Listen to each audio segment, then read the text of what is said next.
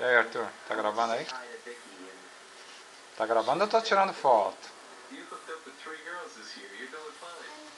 Hein? Tá fazendo? Cuidado que você cai.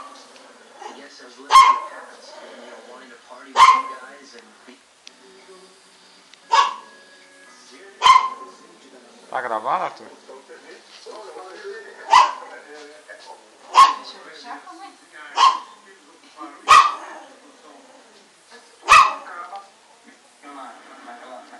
Era personalidade, apesar de ele ser jovem, eu nunca deixei de pedalar, quando eu fiquei no aniversário, eles falavam, não, te quebrar e tal, eu ia pra cima, andava da minha maneira, com humildade, quando eu fui pro aniversário. E aí, Arthur, o que você tá fazendo?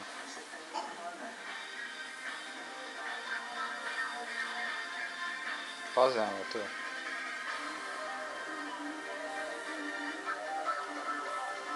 Você agora servindo,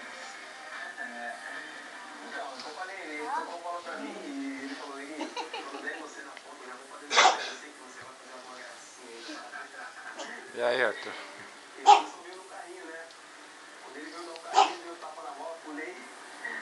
Ah, você tá mostrando pro Bud? Quando eu pulei, que eu dei um tapa, corri pra tirar área, a bola não era pra Você filmou, Arthur? Era pra tocada pro Renato.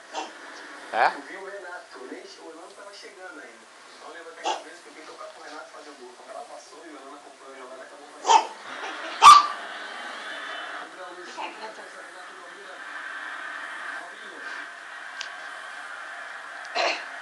E aí, Arthur?